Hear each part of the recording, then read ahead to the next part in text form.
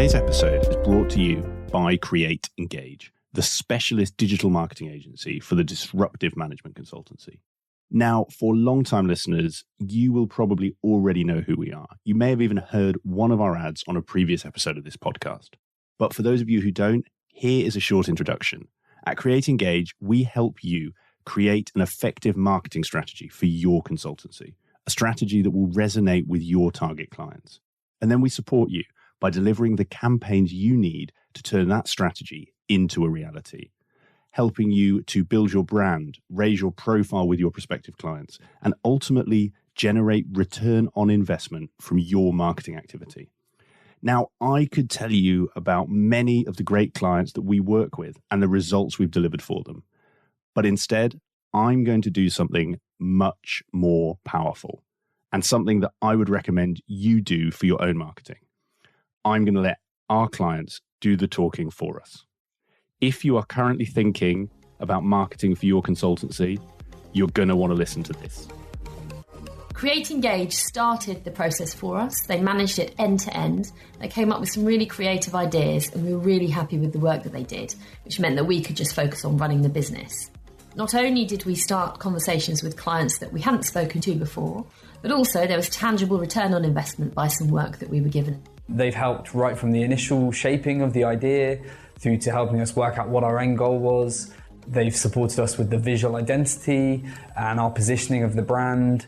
We've had an immediate expansion of our network and have initiated a raft of new conversations with owners, CEOs in target client organisations, and has led to us winning new projects already. One of the greatest compliments, I guess, is that one of our competitors even said that they really like what we're doing with marketing. They wish they could be doing something as good.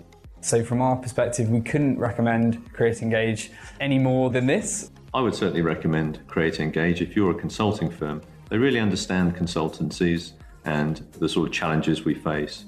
And I don't think you're going to get much better marketing anywhere else. So I wouldn't hesitate to recommend Create Engage. They did a really good job for us. So if you're looking for an agency that can help you achieve the results that our clients just described, then head to our website, createengage.co.uk, where you can find out more about how we support consulting firms like you. You can download our latest ebook and you can get in touch to talk about how we can help you take your consultancy to the next level through digital marketing. Hi, and welcome to today's episode of Climate Consulting. This conversation is actually a special one for me, and that is because I got the chance to catch up, have a proper sit down and go back through the career history and story of my friend, longtime podcast listener and Create Engage client, John Howard, CEO of Channel 3 Consulting. Now, a bit of backstory on John. After a short stint in teaching, John moved into sales, where a chance encounter with consultants that were working with the business that he was in at the time exposed him to an industry that he would go on to work in for over 2 decades. His career to date has spanned Big Four, boutique firms, and a few industry roles in between. And with all of that on his CV, John has plenty of lessons and plenty of advice to help you if you're looking to climb in the industry. In his current role as CEO of Channel 3, John led the management buyout from the firm's founders and is now leading the team through a period of rapid growth, a journey that we go into detail on in today's episode. In this wide-ranging conversation, John shares many of the lessons and critical pivot points that have helped him get to where he is today, including how John got started in the industry and his advice to others looking to break into consulting, the invaluable lessons that John learned as a salesman, and his advice on how to overcome many of the barriers that hold consultants back when it comes to selling, and the vital piece of career advice that ultimately led to John becoming the CEO of Channel 3. Having got to know John over the last couple of years and learned about his career journey over that time, I knew he'd make a great guest for the show, and I'm really pleased that he said yes to making an appearance. So, with the intro complete, all that's left to say is sit back, relax, and enjoy my conversation with John Howard. John, welcome to the show. Thank you. Nice to be here. Well, I'm really looking forward to this. I know you're an avid listener. I know we've known each other for a long time, so it's great to finally welcome you onto the podcast. No, thank you. Appreciate it. So for those who maybe don't know you so well, it'd be great if we could kick off with just a potted history on who you are and how you got to where you are today. Yeah, so I'm currently have the privilege of being the chief exec at Channel 3 Consulting. We're a consultancy that helps health and care organizations do great stuff with technology. Been around for a number of years, and just a real privilege to lead the team at Channel 3.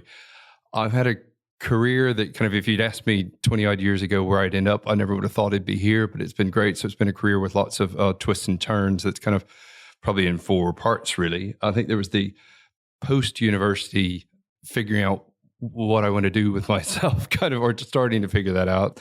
So I grew up in the States, went to the University of Arkansas, and after I left, so my degree was in Spanish and Latin American Studies, and went straight from university into a program called Teach for America, which is a bit like Teach First here in the UK. And despite the advice of my parents, who were both educators, that I wasn't going to be probably ideally suited to be a teacher, and they were right, by the way.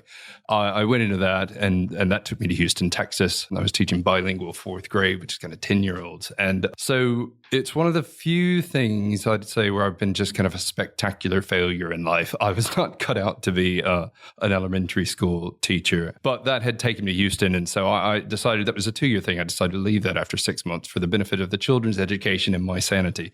So then I was in the kind of, okay, what do I do next? And so got by just virtue of looking for a job into a couple of jobs that were in basically import export, and got into procurement and sales stuff. And that took me to a big global company called Cemex, which is one of the biggest cement manufacturers in the world. So really, really exciting stuff. And that kind of in the twists and turns tale took me into some work in a system implementation that they were doing globally to implement a system called J.D. Edwards, which was the ERP system they were implementing. And it was kind of right at the end of the 90s when, if you can remember that back that far, kind of airplanes were going to fall out of the sky for year 2000 stuff and all of that. So I got involved in helping Cemex implement J.D. Edwards globally, and wouldn't have been involved in that had it not been kind of being stuck in a conference room because my office space wasn't ready yet, and stuck in with the guys who were leading that implementation. And I guess that's kind of one of the early things of you don't ever know where something in life might take you, because that set me up for getting into consulting. So moved from Cemex across into consulting, went to EY in Houston, and did a number of big system implementation projects for a few years.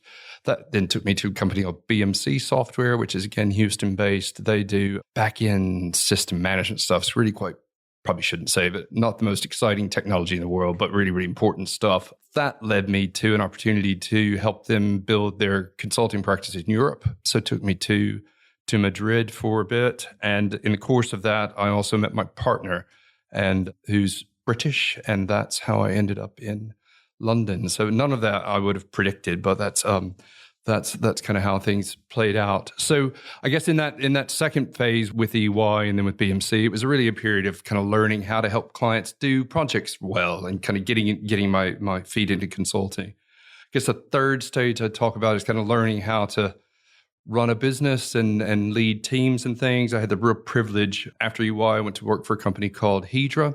I had the privilege to lead our work at Hydra with a big NHS IT program called the National Program for IT, where I was given the opportunity to take on kind of increasing leadership roles in that.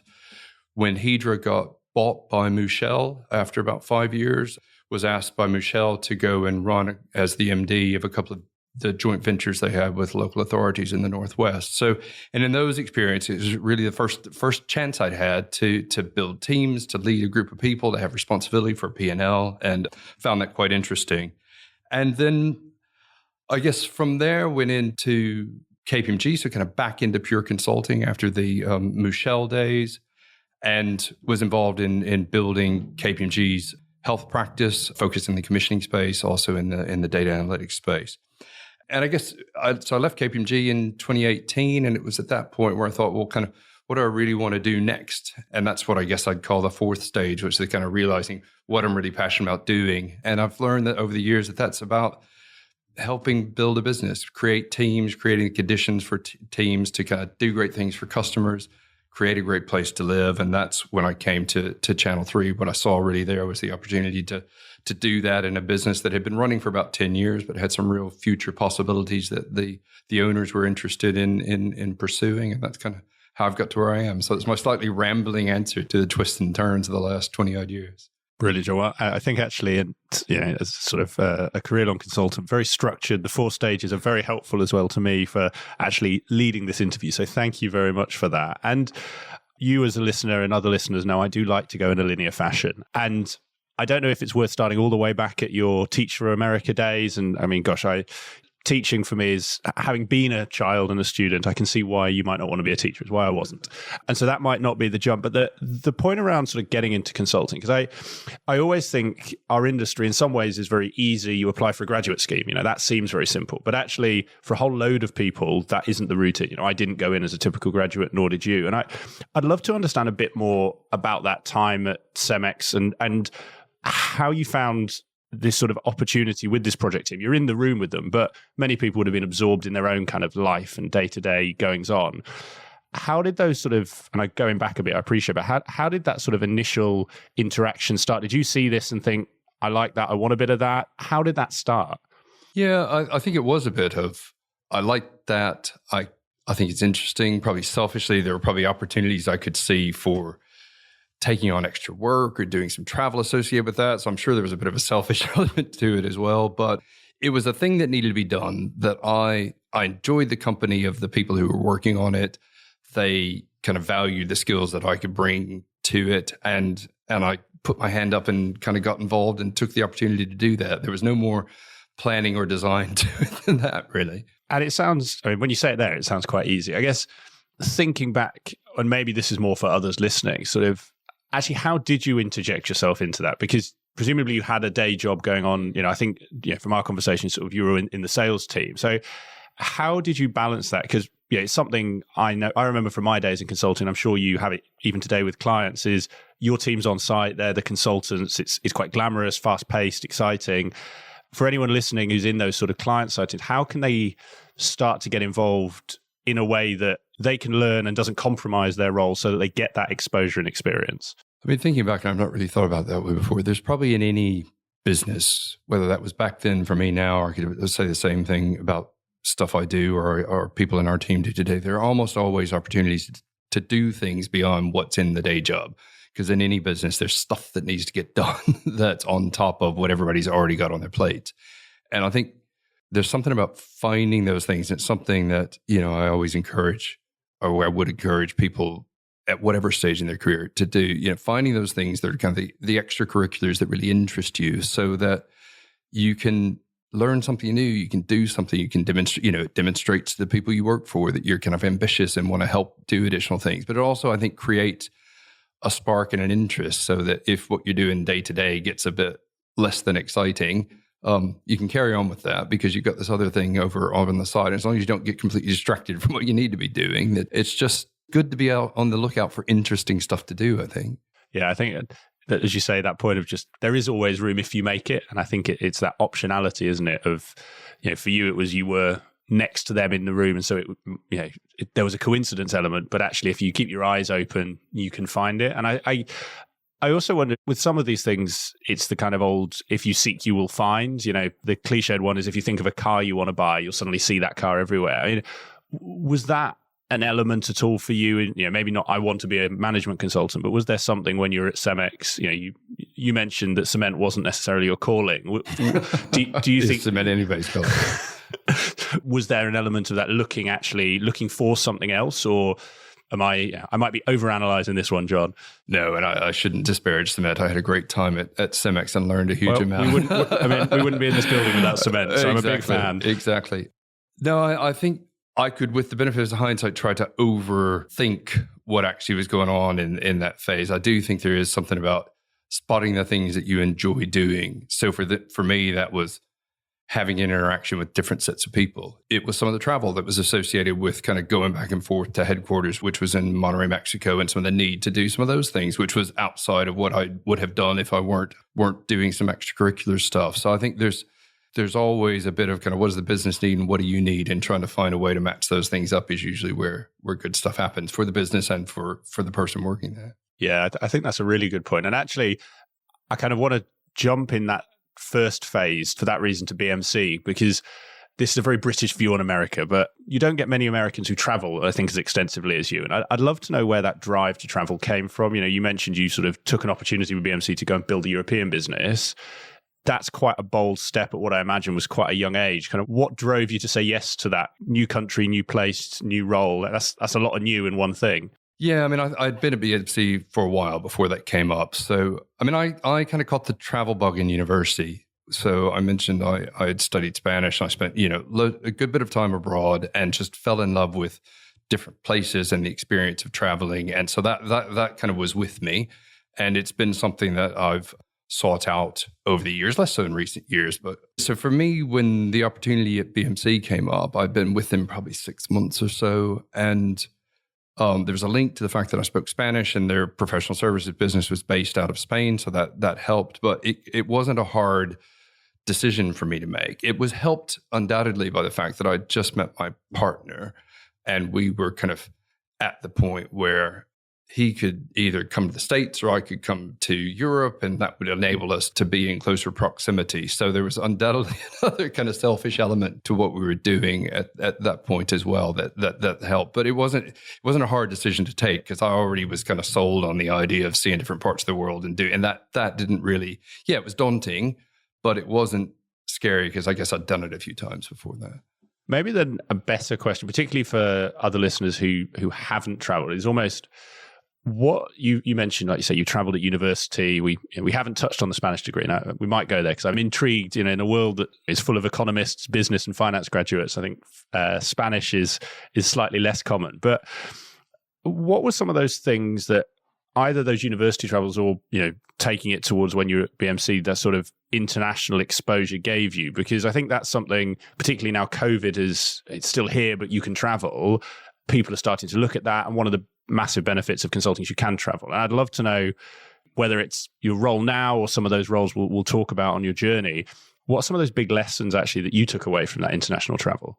There's an element of it's just fun, right? Or I found it fun, at least. You're seeing new places, you're meeting new people, you're doing stuff that you just wouldn't do. And so if that kind of lights your fire, then why wouldn't you get involved in that? I think I found benefit from having learned to live and work in different places. And, people talk about the UK and the US being separated by a common language. And that's very, very true. It was a massive culture shock when I moved here 20 odd years ago. But it's, all those things stretch you, and it's interesting. And I think there's a kind of, if you learn to take the good with that and to learn, but to do it with a healthy dose of kind of humility and recognizing that, you're from a different part of the world and it's for you to learn as much to impart what you might be able to impart. I don't know. I've just always found that experience of being in different places, and both for kind of personal travel and work travel, to be really interesting.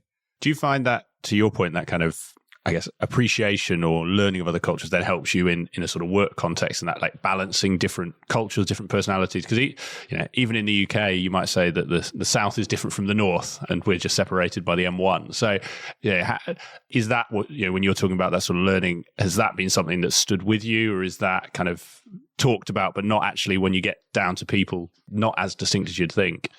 No, I mean, I think I do, and I don't always do it well. And there'd probably be people who'd say you don't do it at all. But I do try to think about different perspectives and put myself in the shoes of others. And I think that, and also just kind of bring a bit of, as I said before, a bit of humility to the way you approach things. That whether that's born out of having traveled a lot, or whether that's born out of, just working with different places, or my kind of innate sense of like, just try to be nice to people is, probably all comes from that kind of experience of lots of different cultures and different places, if you will, over the years. I want to touch on Madrid, but to just give me context, how good was, I say was, it might still be, how good is your Spanish, or was your Spanish then? It was quite fluent at the time. It's much less so now because I haven't spoken it to speak of for 20 years. I mean, there was a period when I lived in Houston when I hardly spoke any English because all of my work and all of my friends all of that was in Spanish. So it was quite advanced as Spanish for a non-native speaker goes. It's a bit rusty now. So the answer to this might be a bit of a non-question then, John, but how did you find that moving to a country where it was completely foreign? I mean, you mentioned you did a lot of work in Mexico, so actually that might not have been a huge jump because Mexico is a different country to the US.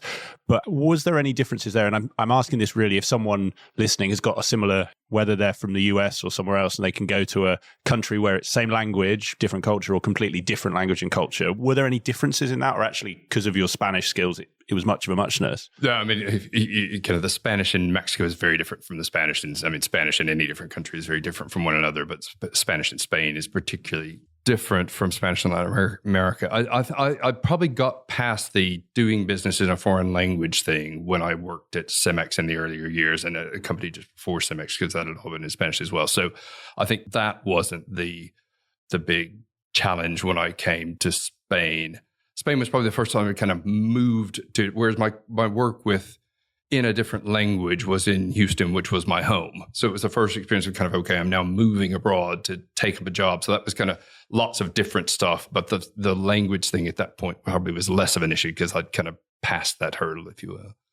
So maybe then, and sort of a different tact on the BMC piece, you mentioned you went to as part of the team to grow the business, and you can tell me sort of what level you were within that team. But I'd love to know what that phase was like and actually the sort of steps that you and the team took, because I hear of a lot of consulting firms moving country and with varying degrees of success. And I'm always fascinated for people who've done it. Actually, how did you land and expand, as it were, in Europe? That's quite a big goal. Yeah, I mean, so BMC already had a professional services business in Europe. What they were trying to do was kind of expand out. It was very focused, I'd say, on the kind of implementation of specific software projects. So, and what they were trying to do was build out services that were kind of joining all those things up, creating a broader package of services that they could provide to customers. So it wasn't a greenfield site, if you will. And my role was really to kind of bring specific kind of project experience that we had done in the States over into the European practices. So although it was based in Spain, there was time,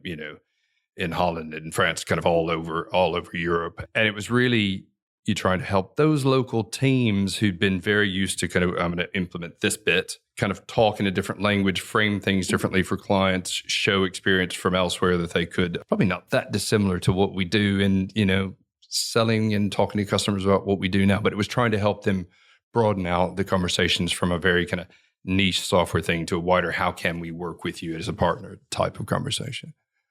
And I realize, and I should ask this because you say that as someone who obviously has become and was competent at selling, like starting in sales, I mean, how did that help? And what are some of those skills, particularly for people who are listening who may have started in the consulting space, that actually you having had those couple of years in sales, you might tell me 6 months in teaching was more valuable, but what are some of those skills that helped you do that? Because I think implicit in your answer is an understanding and an approach to selling. And I'd love to know what you learned that maybe others can go and learn through other means in their career. Yeah, I mean, I think that, so I wouldn't call myself a natural salesperson, which might sound of it, because you kind of have to do lots of selling if you're going to have a career in consulting. I think it was probably the company I was at just prior to Cemex, which was a very early kind of pure sales role.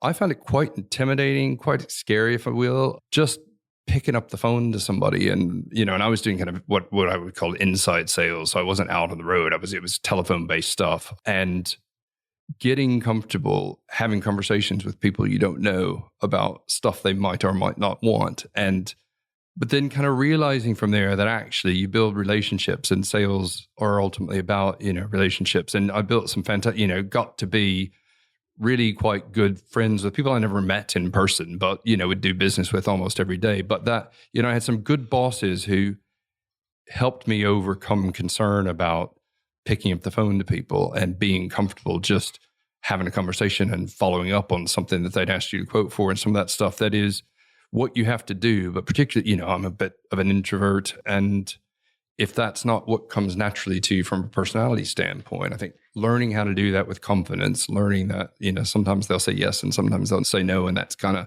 fine either way, because that's the way life goes, is a skill that you kind of have to develop to be able to then withstand the yeses and nos that will come later in a life in selling. And you mentioned those bosses. I'd love to know, what were the bits of advice that stuck with you? What was it that helped you overcome those initial concerns and challenges? I worked for a guy named Steve at a company called Atlas Industrial Supply. It was just before I went to Cemex. And I don't know if there's any specific advice, but like, he just wouldn't let me get away with not doing stuff, right? And he supported me and he coached me, but it was like, you knew that if Steve asked you to do something, you kind of needed to do it.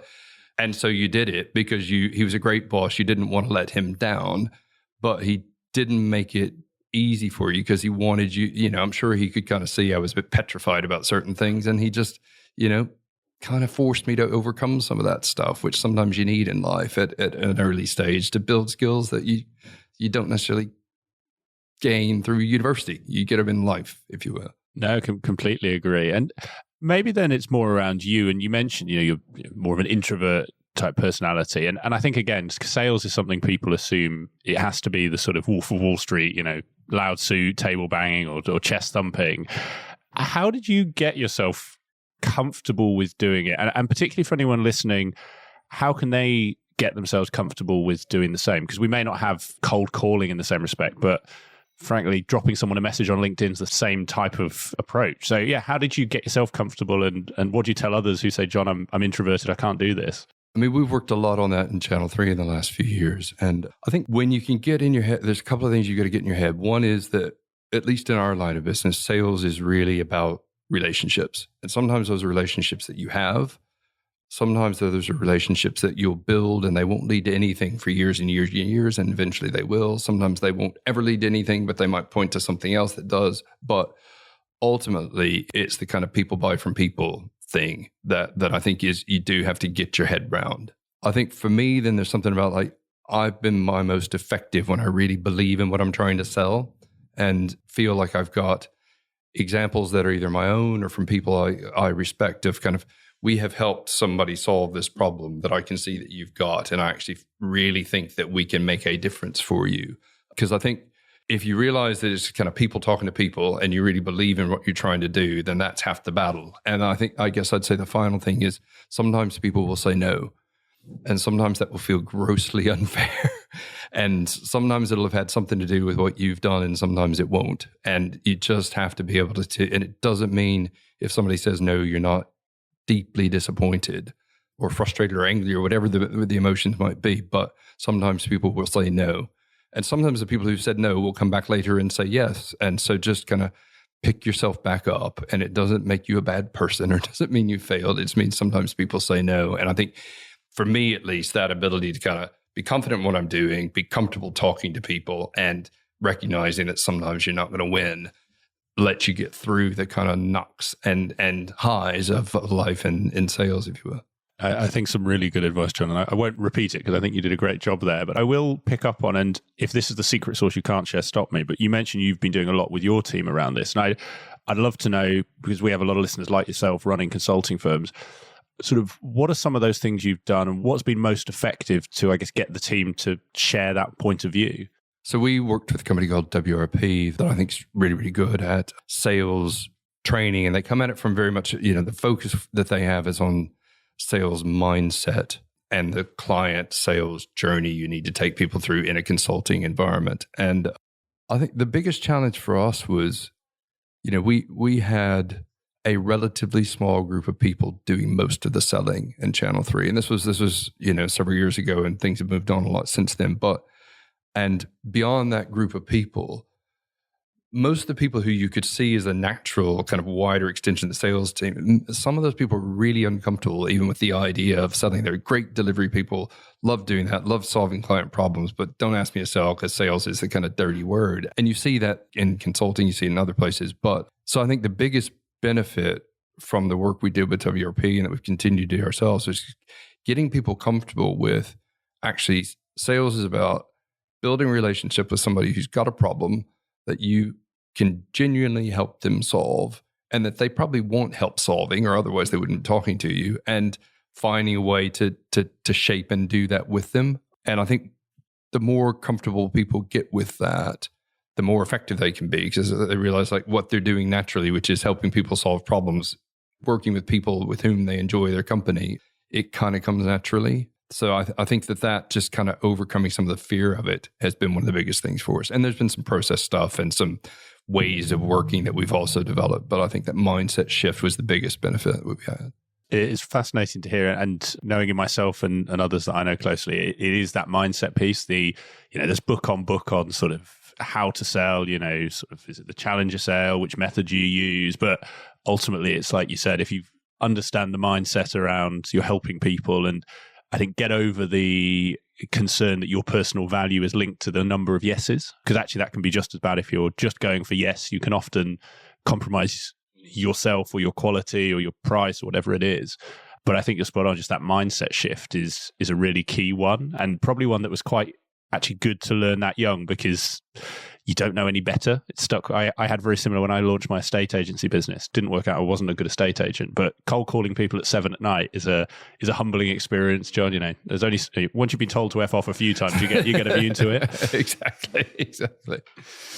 So I think fast forwarding a bit, and nicely with our stages. I think we might be in the third stage now, but correct me if I'm wrong, because I'm really keen to get your perspective on the Hydra journey, and I'll let you kind of talk about. You mentioned it was quite for yourself, quite a pivotal moment. You took on P&L responsibility. You were managing teams, and I want to dive into that. But I want to start with culture. And the only reason for this is I've obviously had former colleagues. I have Richard Gould, who actually introduced us. Had Mark Campbell. You all work together. There is the I'm sure you don't call it this, but the sort of Hydra mafia, as it were.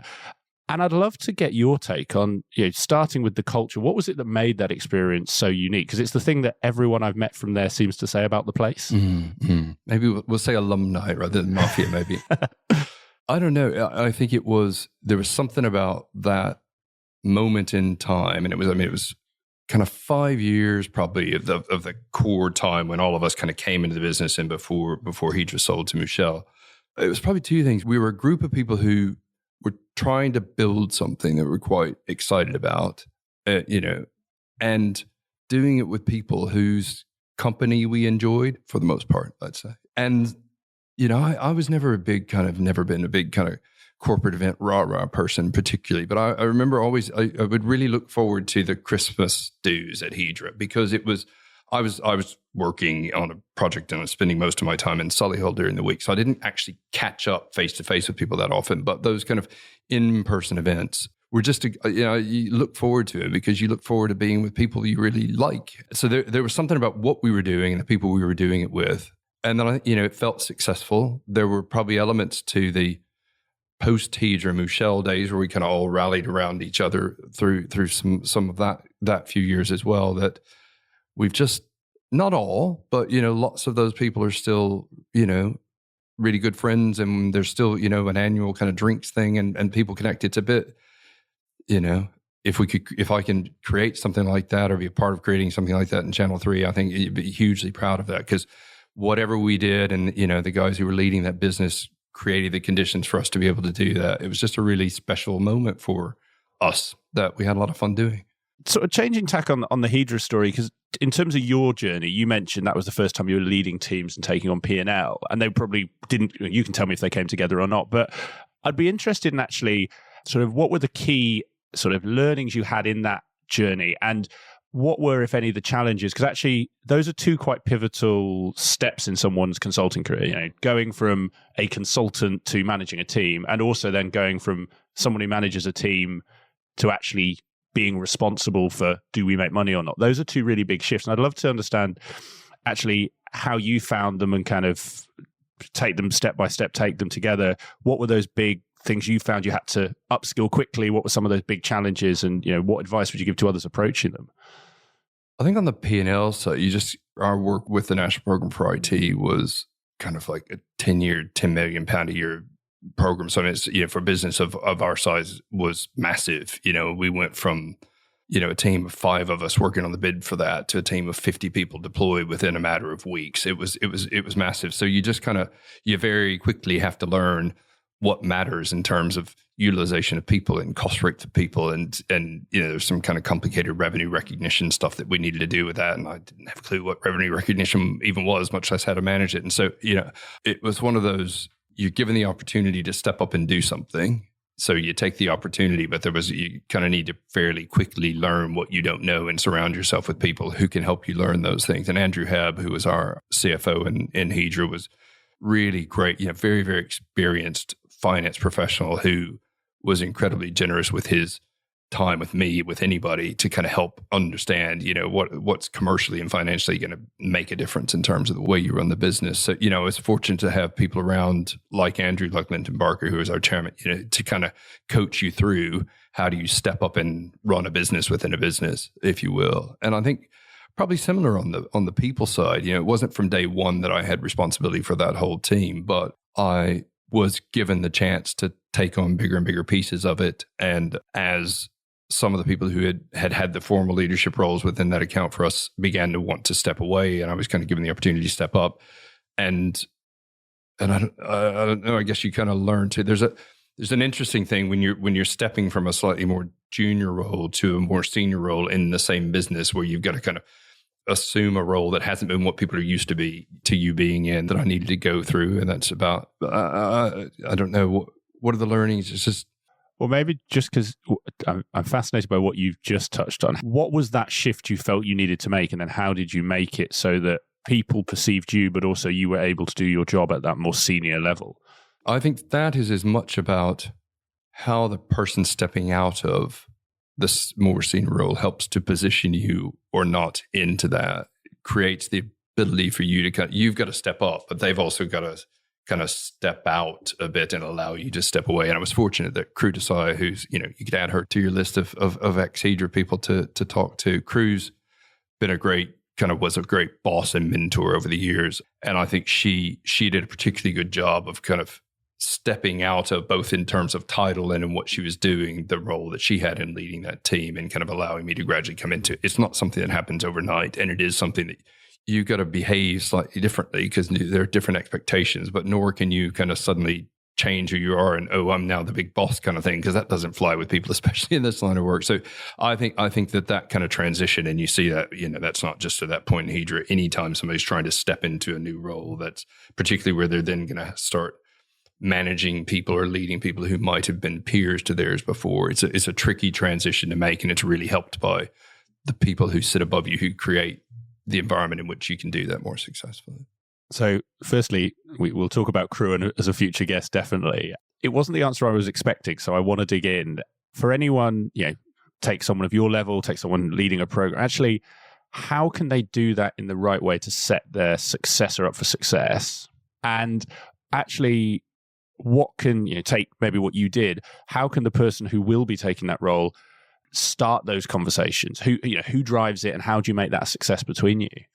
I suppose it depends on so in my situation, it was, Crew was never going to want to take that most senior role within the account forever. So it wasn't like, I didn't need to knock on her door and say, oh, by the way, I'd like to have your job. Yeah, that was kind of, there was a bit of a plan around that. So there was no awkwardness about that. I don't think I've been in a situation where I kind of wanted something that involved kind of knocking somebody else. But I think you just have to think about the transition. I'd say the same thing to people in our own business. Rightly or wrongly, we put people in boxes. We kind of have people in roles that we think of them, and we have people in kind of things that we associate them with doing. And so if you want to do something different, you've kind of almost got to start doing those things differently. So I think you've got to work with the person who's going to be creating the space for you to start doing some of what they're already doing. They've got to give you the space to do that and to let you do it. And sometimes you'll succeed and sometimes you won't. And I should probably take some of my own medicine on this. I'll make myself a note to those who are listening who work with me now. Yes, I hear what I'm saying. You can remind me of that. But I think it's a kind of partnership thing. And then I think it's something about really, at least in terms of my style, as you start to interact differently with people with whom you've been peers in the past, kind of not letting that go to your head, and really being respectful of kind of where you've come from, what they're trying to do, because you're going to need at some point do the same thing for them and step aside so that they can take on those roles. I think it takes you've got to be prepared to let other people do things and step away from what you might know and love doing, because otherwise people can't come up through the ranks, if you will. Yeah, that point of you need to give things away. I think so often I see people who are potentially held back by holding on to, I like doing that thing, so I'm going to hold on to it. And actually, like you say, maybe that's great when you were level X, but when you want to be level Y, you need to give that away. And just because you mentioned the peer element, it's actually something I don't think I've ever talked about on this podcast. So you're going to be the first, and I'm interested in digging into it, because I think I left consulting at senior consultant. So in our sort of the firm I was in Baringa, it was kind of, you weren't quite leading teams yet, so this might not be as much of an issue. But personally, and this is very much on me, not the firm, there was always that sense, to your point of peers, is there's a little bit of competition, because as you climb a pyramid, it gets narrower. And maybe you take it as how you did it, or the advice you give to others. Sort of how can people navigate that as they do progress, so that, if there were 5 of you at level X, now you're the top of that pyramid. How can you balance that so you don't seem like you've got snobby and are above them, but equally you're not trying to fit in and be friends with them, and not as in not be friends with them, but sort of trying to stay at that level and appease that group for want of being seen in a different way? How do you balance what I guess is that inherent tension? I suppose you kind of focus on doing the next job that's there for you to do.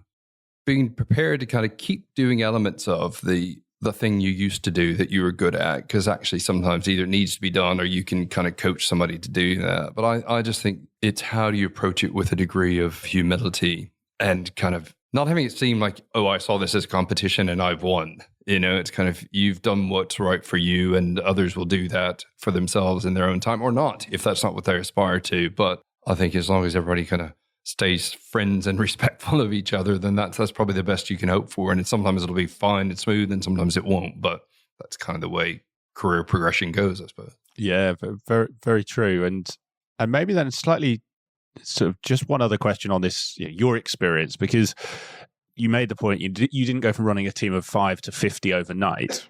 But was there at any point in that growth journey where actually you found, you've heard me talk on the show before about inflection points, was there a number that made you think, well, that's the difference? Managing a team of 5 might be the same as 10, but when you get to 20, bloody hell, it's a different thing. Was there any point in that, or anything for others listening, you say that's the real area you might have to focus on, shifting your perspective, shifting your approach? It was probably more the kind of when Hydra had been bought by Michel, and I was the managing director of a joint venture that Michel had with Oldham Council, and we probably had 400 staff in that. So that partnership had been running for about a year, struggling a bit. So that's why the team at Michel asked me to go up and try to get it back on track, really. And it was the first time certainly I'd had anything like that quantity of people. It was not a consulting gig. I think there were lots of people who thought, how on earth is this guy who's been a consultant his whole life, kind of drawing pretty PowerPoint, going to actually know how to run a business? And so it was a really different experience. But when you've got 400 people, and by the time I then took on a subsequent JV, and so there's kind of double that by the time I finished with Michel, that's a whole different scale. And I think that's where you realize you have to have a team of people around you, and you have to let them do some stuff. And that doesn't mean you never kind of dip in a couple of levels down, but you can't run that all. You've got to have people around you who can run those teams, and you've got to step away from some of the detail of it. Hard as that might be for you if you're a bit of a control freak and a bit of a detail person. But that was probably the biggest inflection point. It's probably also the point where I kind of realized, looking back on that, not necessarily the Michel element, but the having the chance to lead a business like that. As I had left KPMG and thought about what I really enjoyed doing, that was a key point, inflection point, both in terms of what I had to learn how to do and give up doing because of the quantity, but also learning what I really, really liked to do and probably wanted to do more of. I want to come on to that in a minute, because I had a note from our first conversation. I want to ask about exactly what you've very kindly teed me up for, John. But so I don't lose it, and probably the last question on that kind of development journey, that Oldham role, you mentioned the sort of actually needing the leadership team underneath you. The last question would probably be, actually, was there any difference in running a client team versus a consulting team? And actually, how did you find that shift? Because I think a lot of people will climb in consulting, as the podcast called, at some point move. I always think that's actually quite a shift, going from a certain type of person in consulting to, frankly, a much broader type of people in industry. Was there anything in that side of it that took you by surprise, or you had to learn, or was actually that just, having worked in the industries you had, that was par for the course? It was a very different kind of business. I mean, it was a business that was running IT for the council, running, council tax collection and benefits payments and housing stuff and property. So it was this mixed bag of council services that had been all kind of two-peed into this joint venture so that the JV could try to bring improvement and transformation to those services. So it was run as opposed to consult. And I think that day-to-day running of services it's a different thing, and it employs different kinds of people, and it employs, some really skilled managers and some really skilled highways technicians and things that, who've never been near a PowerPoint slide, and that's really good because they're doing some proper work. Yeah. So it was just a very, very diverse group of people, and you've got to be able to tailor yourself to them and kind of meet them where they are.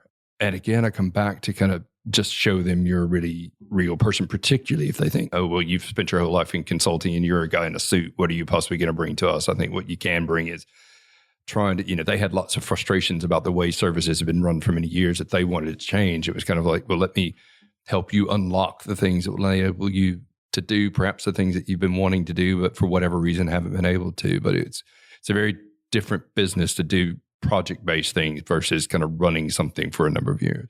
Implicit in that, and you can tell me if this is right or wrong, what you just described is almost to our selling conversation. It feels like there is a selling and ultimately understand what the people in the business need and give it to them, which, while I don't think is not there in consulting, I suspect it's more widely known in consulting, whereas, like you say, in that industry role, you need to take the time to learn what people want, how you can help them, and take them on that journey. Am I inferring right, or am I overreaching?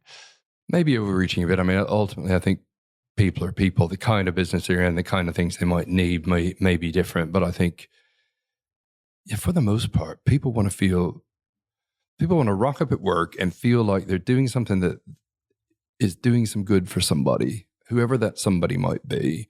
They feel successful. They feel heard about the things that matter to them, whatever those might be. And they feel like somebody's kind of respectful of what they're saying and trying to listen and enable them. Nobody rocks up at work and wants to kind of do a bad job or disappoint people, for the most part.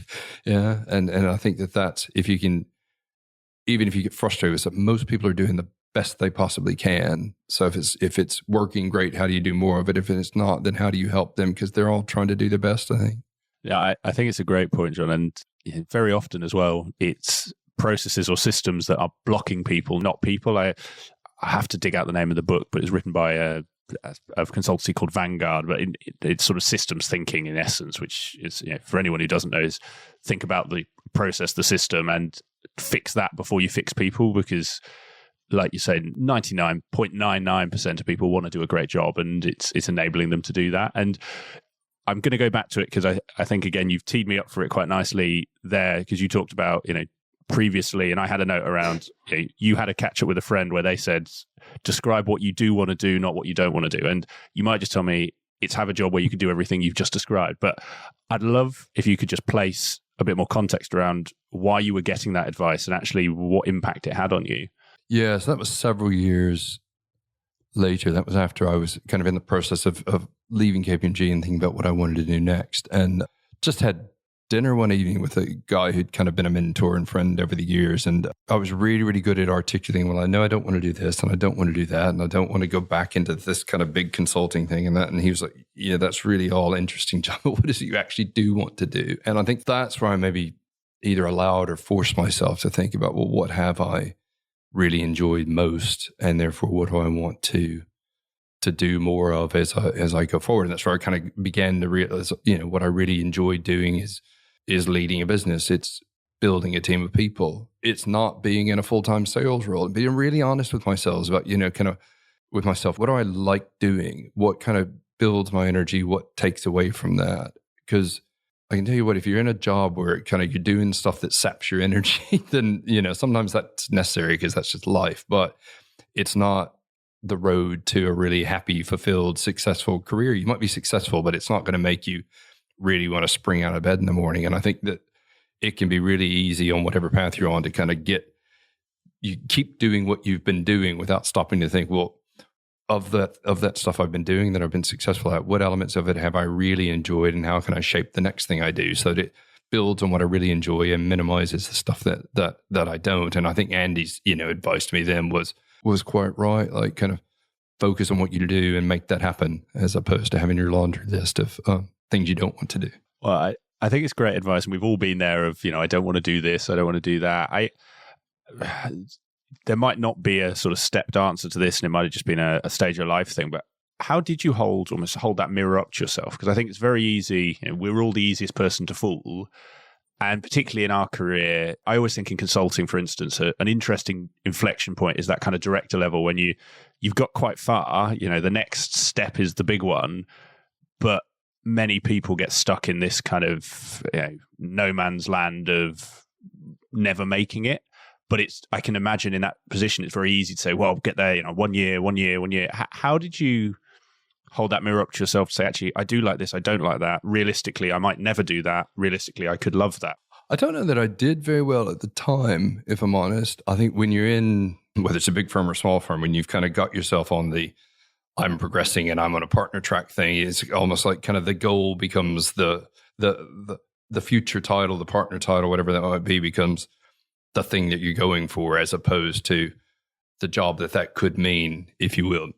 And I'm not sure that I was ever particularly rigorous. My ambition became to make partner at KPMG, not necessarily to make partner at KPMG so I can do X, Y, and Z, if you will. And so I think but you can easily find yourself on that kind of treadmill, if you will. That was my experience. I don't know, that might be different from somebody who's kind of, I'm stuck at director and can't quite get there, which is a different experience. So I'm not sure that I did hold, it probably wasn't until after I was leaving that I really reflected on that, gave myself some time. I did some contract work for a while that kind of I really, really enjoyed, absolutely loved. I did some work with the health system in Jersey and the Channel Islands. There's worse places to be based for a period of time, isn't there? Yeah, it was great. It's a lovely place. It's a place I'd done some work before, great group of people, but it gave me, at a point when I kind of needed to keep things ticking over career-wise, but have some time to think about what I really, really wanted to do, the perfect opportunity for that. And I think it was at that point where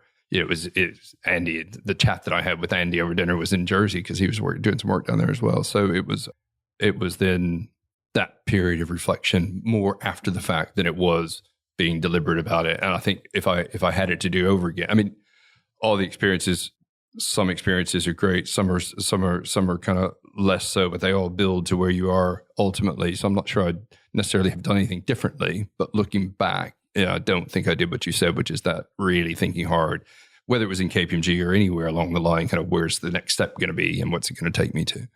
Yeah, well, I think implicit in what you're saying is interesting. I did very similar in my career, albeit earlier, in terms of that contracting break, for want of a better word. And I think there's something, like you say, in giving yourself time, and time is not a 20-minute exercise. Sometimes, and I'm as guilty of it as anyone, you look for, okay, John will tell me to do a 1 hour exercise with these 4 boxes and I'll ask these questions. But actually giving yourself that space to just absorb, acknowledge things, I think it can be quite hard when you are in a full-on career role.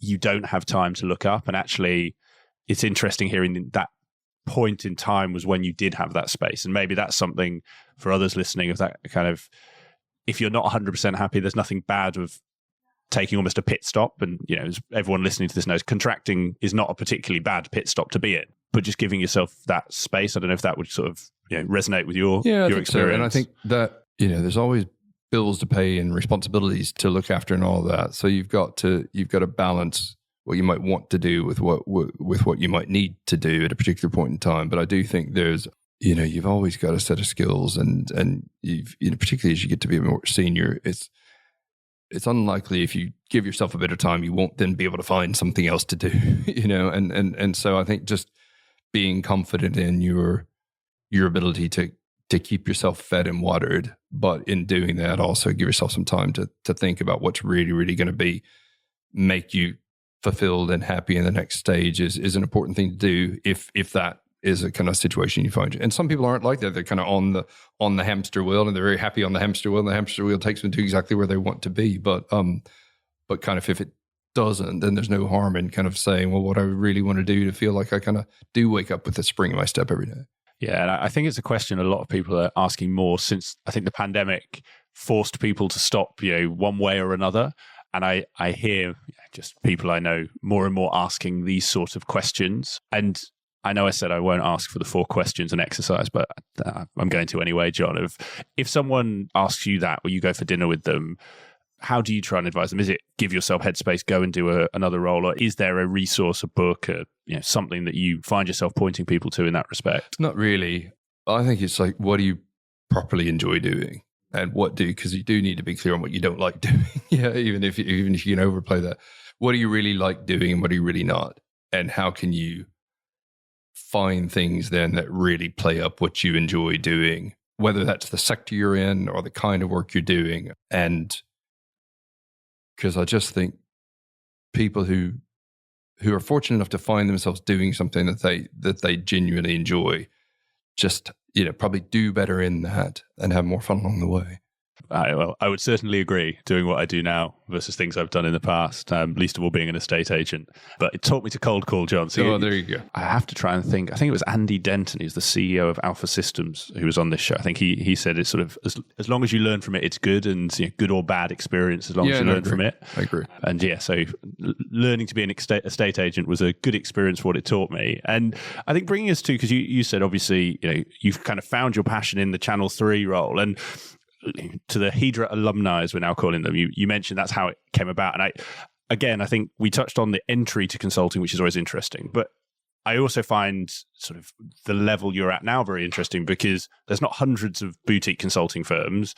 And I don't think you just go on LinkedIn and find a CEO role. So I'd love to know, actually, how did the role here come about? And how did you decide it was going to be the thing that ticked the boxes that we just talked about? Well, you say you don't go on LinkedIn and find a CEO role. Funnily enough, you're now going to tell me that's what happened, aren't you?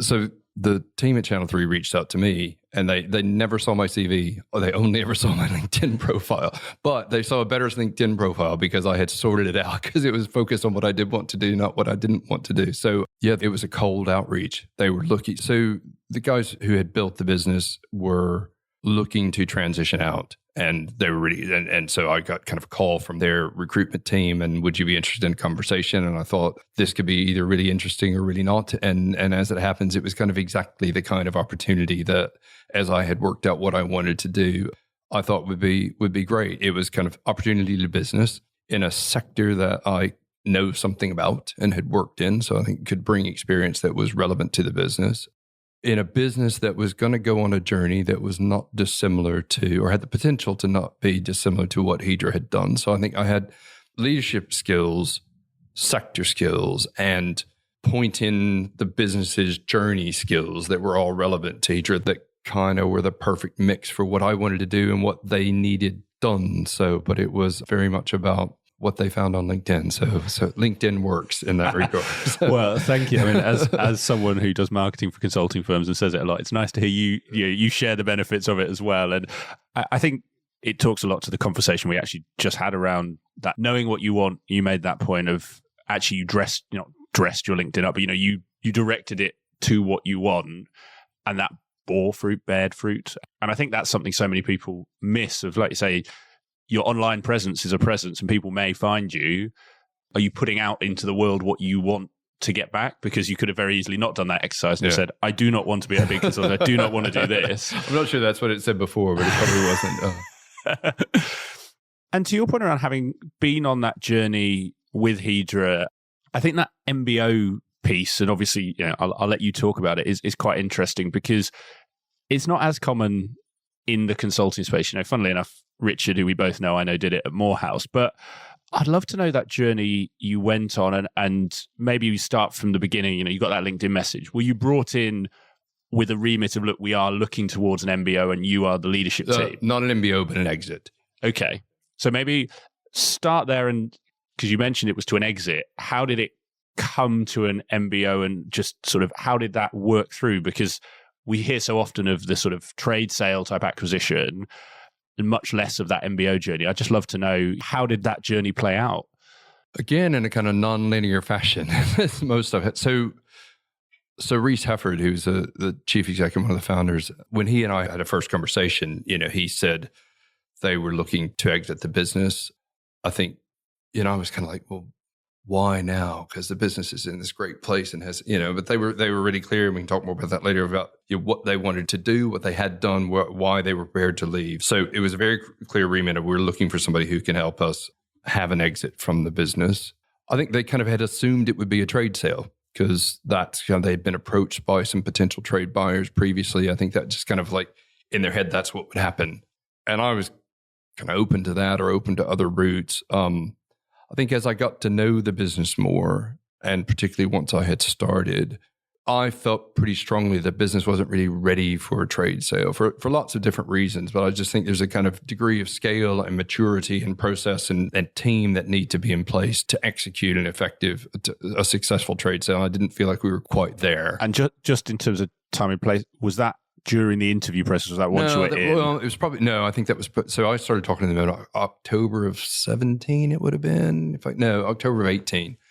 I started in May of 19. So, the interview conversations took place over the course of about 6 months because, there's lots of stuff they wanted to do in terms of getting to know me, lots I wanted to do. I had commitments in Jersey until kind of Easter of 19 anyway. So it was protracted, but by design, if you will. So I think that kind of realization that it wasn't really ready for trade probably happened most when I was in. And so they had been approached by a potential trade buyer just prior to my joining. So there was a live conversation with a potential acquirer. And you could kind of see in the line of questioning about, it wasn't that the business didn't have a fantastic track record or great people, because it did. And there were reasons that I was attracted to joining the business. But, you could see that what a trade buyer was looking for was a kind of history of certain kind of continuity around financials and repeatability and stuff that we just weren't there yet. And that's not because we'd done anything wrong. It's just because that's where the business was. There was a whole series of kind of sets of information that, a trade buyer expects to see in place. And there's a scale that a trade buyer expects, because then, they want to know what they're buying and that I just didn't think we were ready for. And as those conversations with that particular suitor, then kind of, both the founders and the potential acquirer decided it wasn't quite the right time. I guess that kind of reinforced my view of what I thought was probably the case, kind of was the case. And it wasn't in a kind of I told you so way. It was just kind of just reinforced, I think, both their view and mine. But it's the thing that opened up then the ability to have if you want to exit and we're not quite ready for trade, what is the other route? And the other feasible route on that was a management buyout, which is the path we eventually took. But it kind of opened up the route to that conversation that was probably easier because we kind of collectively recognized we weren't quite ready. It's a really interesting sort of, I think, lead into many more questions, John. And maybe just there where you ended the story, how did you and the management team get to the point where you were going to have that conversation? And I say this again, it might not work like that. Did you and the now leadership team discuss and then go to the founders? Was it more you and the founders around the board table say, well, actually, this could be an option. Should we explore it? Because I'm sure there's listeners who are in a similar position, either by design, like you were being brought in, or just through natural evolution of the firm. How did you start those conversations so that it was a positive conversation that led to ultimately the outcome you got? I mean, it was mainly Reese and me talking initially. And it was fairly straightforward because we were, I was in the fortunate position where I had been brought in to create, with the remit of creating an exit event for them. So it wasn't like a kind of, oh, by the way, could you go off and do something else so I could buy your business kind of conversation that might be a different one to have and to create an entry point to. It was pretty natural, and it probably started from conversations that said, look, that hasn't quite gone as we thought it would. Let's explore a different route. I've been talking to Richard Gould, who had worked with Hedra and had taken Morehouse through an MBO out of BT a number of years early. So I was fortunate to have a kind of friend and mentor who could say, well, you need yourself a really good corporate finance advisor. So, well, what's one of those? Well, okay, here's let me introduce you to somebody. So, and Richard was good at having conversations in the early days with both Reese and me about kind of what was his experience introducing us to people. So it really felt like, at least in the early stages of that, Reese and I were in that conversation together. And we had aims that were aligned, although the end point of that for both of us would be very different. We were kind of aligned in what we were trying to achieve. And I think so it was that kind of early conceptual, is this something you guys would be willing to explore? He went and spoke with his other founders and shareholders, and they kind of got them comfortable, which then created the space for me to have conversations with the wider team about kind of, would we want to do this? And if we did, kind of what might it look like? And, it'll just be a really straightforward conversation. Everybody wanted to be fully up for it. Was not necessarily the way it came out. We got there in the end, but it was interesting conversations with the team because it's not a small thing to undertake, and it's a big responsibility that you're going to have at the other end of it. And I think you kind of don't go into it to it lightly, but it was, to the founders' credit, they were very good at supporting us, being willing to do that. And it was in their interest, and it was the route that they were going to have to an exit, but they didn't have to do it the way they did. And I kind of, hats off to them for being willing to explore something that wasn't what they originally thought they'd do. To your point there of the conversations, like you say, nothing in life is ever simple, and particularly I'm sure when there's multiple people and financial implications. But there's an interesting question in there. You said earlier that the business wasn't ready for a trade sale. How did you, or what did you do to decide it was ready for an MBO, and that in effect the business you would be taking on would be one you wanted to take on? That was probably easier because it was the business that I had joined not that many months before, and that I joined knowing that something like that, whether it had gone into trade or gone into MBO, it was going to be a business that the founding fathers, if you will, and mothers, and were not going to be part of anymore. And so that was probably less of a challenge because that's kind of what I signed up for and was quite excited about from the outset. Not everybody else in the business who was going to stay had that kind of concept in mind when they joined. So that was probably what was a bit harder. Not that people didn't want to, but kind of really wanted to explore the implications of being part of a management buyout and what that would mean for impact on their lives and their families and the kind of toll that would take, because it's hard to lead a business, isn't it? And for anyone listening, what does that mean? What were some of those decision points that you and your colleagues had to make to decide if it's right? And for anyone listening, what should they be thinking of? Because you hear the top line things, the numbers, the multiples, but I'm sure that's the icing on or the tip of what's a very deep iceberg. I think the thing you got to realize, it is going to be your baby. Yeah, particularly if the founders are wanting a clean exit, which ours did. I think it's that realization that, and when you have a business, you are the custodian of something that's really special, but that isn't built by magic. That's kind of lots and lots of blood, sweat, and tears, and lots of hours. And it's different when you're employed somewhere, no matter how much you might work, versus you own something. The kind of realization of kind of what's a life with private equity going to mean, and the kind of, until you kind of know that world and understand how it works, it can be quite daunting. So I think it's that mindset shift from employee to owner that people needed to be able to get their heads around, and different people in the team kind of having different views of how long they might want to do that level of work, and whether they'd want to, whatever happens with us in terms of a next event, be part of that or not. And so it was all those things that people needed to grapple with, which were really questions of, if I do this, how is this going to impact my life?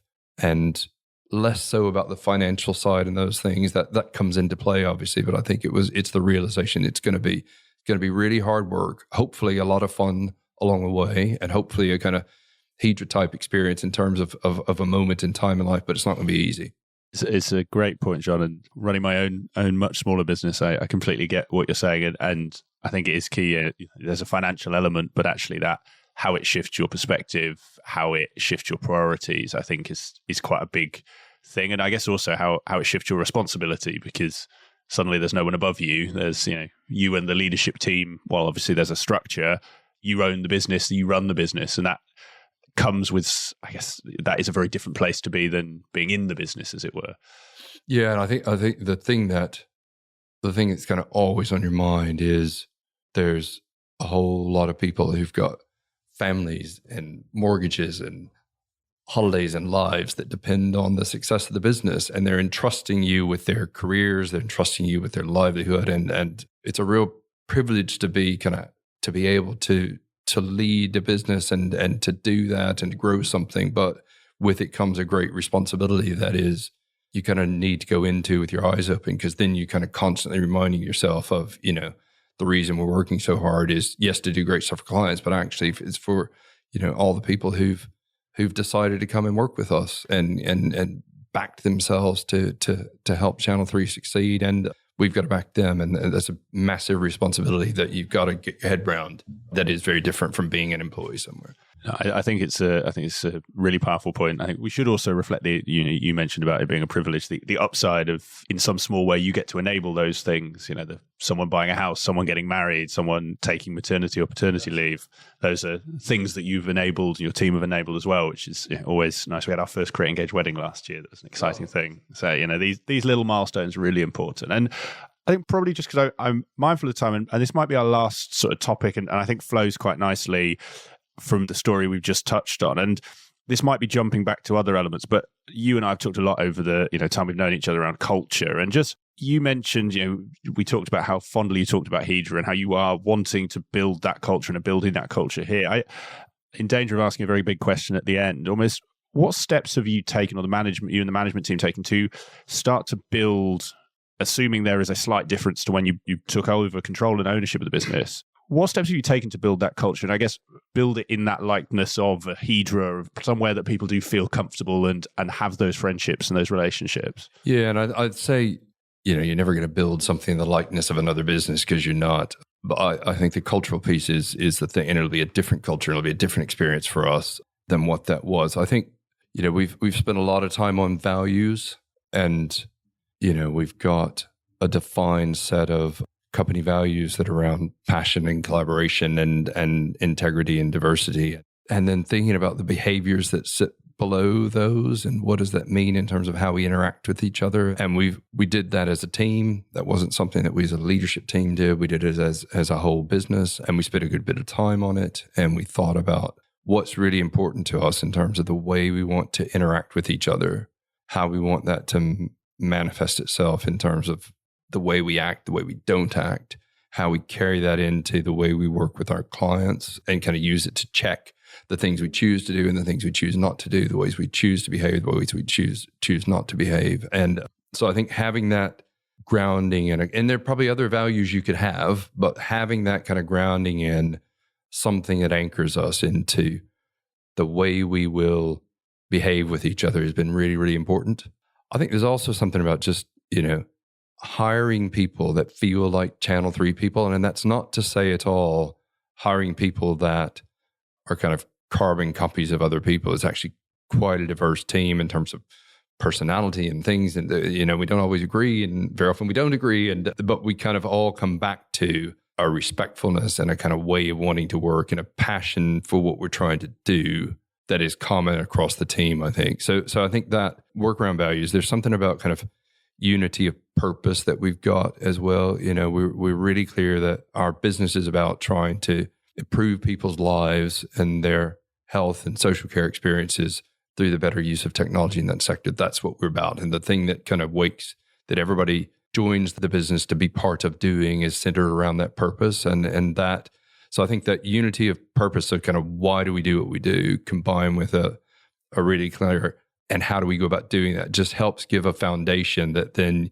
you can so if you talk to somebody and they're kind of interested in the business, but they're not really passionate about what we're doing, what the purpose is, then kind of they're probably not right for us. They might not have that experience, but if they want to get that experience as a space, then they probably are that person. If you've got somebody who's kind of not really a team player, and some people aren't as much, that's probably not a Channel 3 person. So I think we kind of, but then you've got to constantly reinforce that. You've got to constantly try to make sure that you're checking yourselves and you're behaving in the way, and we're all guilty of not behaving the way that we aspire to, but being willing to challenge each other. So I think that's the stuff that lays the foundations for. And then it's into, it's been difficult over the COVID period, but as we start to get back into more in-person stuff, getting people together, getting people to kind of form those friendships and relationships that mean that they are having time to enjoy each other's company as human beings and not just enjoy each other's company as people doing work in the same business. All those things, creating opportunities for people to do new things, letting them do that, letting some of it work, some of it won't work, bringing in new kind of people who can take us into different directions, and letting people kind of spread their wings into things that all of those things I think contribute to an environment where people feel excited, they feel challenged, they feel they can do new stuff, they can do that with people they like, and hopefully that creates the kind of soil in which the flowers can grow. If you, well, I think that last one is the quote of the podcast. That's really bad. We'll cut that out. Yeah. Well, and I think there's something in that, and you might just say it's doing more of what you just highlighted, but I think there's something else in the Channel 3 story as where you are now in terms of, the business is growing very quickly, you're attracting a lot of new people. How do you continually reinforce that culture? Because obviously hiring for the right cultural fit is, as you highlighted, is one main way. But then once people are in, how are you focusing, or how are you approaching that to keep maintaining and reinforcing that culture? Because the more people you add, the harder it gets, and the quicker you do it, the harder it gets. I mean, we're learning. Yeah. So we're 50 odd people now. That's, a lot more than it was this time last year. We've probably got 30 more we're going to bring in this year. So there's a lot of growth, and that brings with the differences.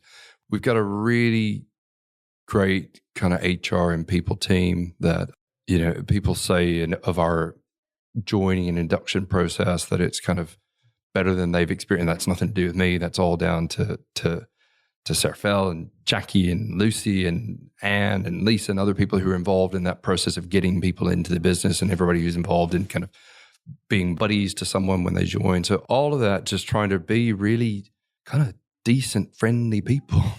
And you've got to kind of work at that, and you've got to make time for it. And I think that's one of the things that Sarah and Jackie do so well, is just, there's structure behind how we try to bring people in and make them feel part of things. And, it's the annual Hotel Chocolat Easter kind of box that, it's just little things that we try to do that remind people that, we're glad they choose to, spend 8 hours of their lives with us every day and choose to make Channel 3 the place where they work and build their careers. So it's lots of stuff. It's as we grow the team, it will be different things we'll have to do, but we're learning. But we all, at every partner meeting, we spend a good bit of time talking about people and where are people in the team and who's happy and who's not and what can we do about it. And I think if you pay attention to those things, then you will figure out what you need to do at a point in time, and those things will be different as the business progresses.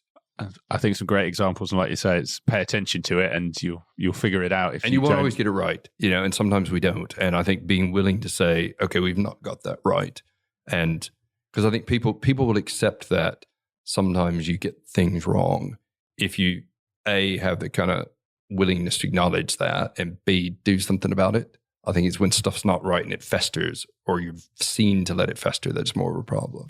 Yeah, well, I guess it's that honesty and openness point, isn't it? If you have those conversations, you're honest where you've succeeded and maybe failed, actually people are more accepting of it and willing to go on that journey with you. So, John, we are now coming to a bit that I know you will be expecting, having listened to a few of these, and this is the last section of our conversation. We've gone through the 4 phases of your career, and we're now onto the 5th phase of the interview. And these are, as you know, questions I ask every guest. So I won't build it up, but I'm hoping for some good answers. So the first is around books, and quite simply, it's what book or books have you found yourself giving or reading yourself most, and why is it?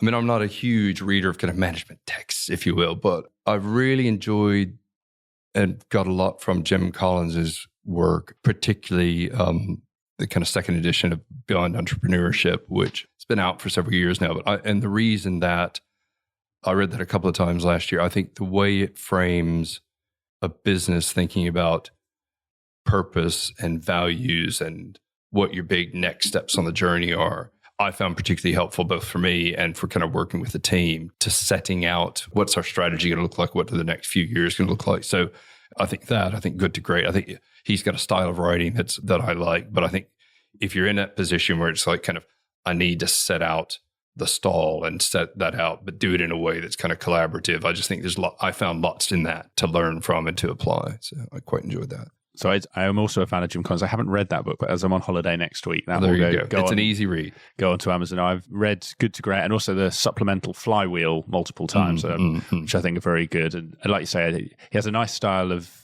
business learnings, but with scientific backing. And in our world now, there's a lot of business learnings which don't seem to have much backing, scientific or otherwise. So I completely get that.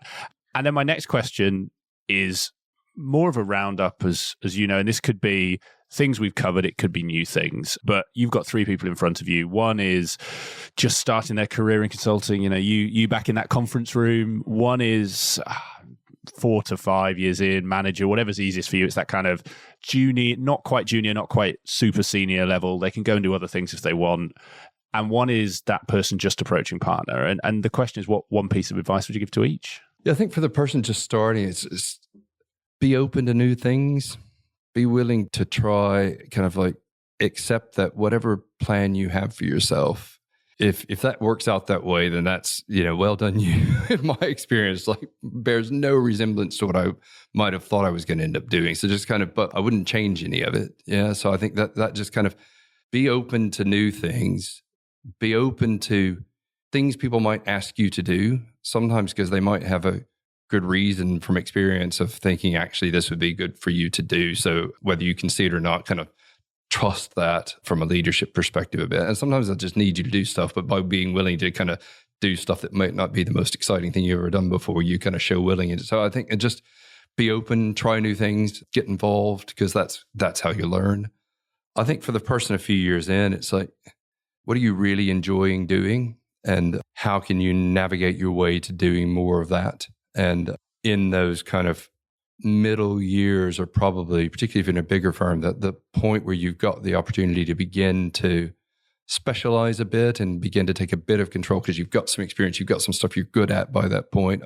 Give yourself some of that time to think about what those, be really honest with yourself about what are those things. And it kind of, if you could do anything, what would those things you'd want to do, not the things you would not want to do, and try to take yourself in that direction, and then begin to find people who can help you get into that direction and ask for help, I would say. And I think it's probably similar with the approaching partner thing. I think it's going to be when you get, whether it's a partner title or a VP title, whatever the title is in your particular business, it's another title and another job and another kind of stepping stone up the greasy ladder, if you will. And so kind of, what do you want that to be? So kind of, yes, you're going to achieve the milestone of getting the promotion, if you will, but to what end? What's the thing you want to create? What's the thing you want to be doing a few years after you've achieved that? So I think all of that is about, really thinking about what do you love doing? What's going to make you want to do more of, and making sure you kind of stay true to that in whatever path you're taking. Well, John, I think some great advice. I think a great place for us to end today. So thank you very much. It's been great fun. We speak a lot, but we've never had a chance to dig in, and this is why I love these interviews. So thank you for making the time. And just one last one for anyone who wants to find out more about Channel 3, maybe, to your point, wants to apply to join, wants to find out more about your journey. Where would you point them to? Where can they get in touch? Yeah, so I'm on LinkedIn. On the website's channel3consulting.co.uk. That's 3, the number 3, not the word. Email me, john.howard@channel3consulting.co.uk. Kind of, I'm relatively easy to find if you're so inclined, and love to talk to anybody. Amazing, John. Well, we'll put all of those details in the show notes. And as I say, thank you very much for coming on the show. No, my pleasure. Thank you. Cheers. I hope you enjoyed today's episode of Climbing Consulting. If you have any guest recommendations, comments, ideas, thoughts on how I can make this show better for you, just drop me an email. It's nick@createengage.co.uk. And I really look forward to hearing from you.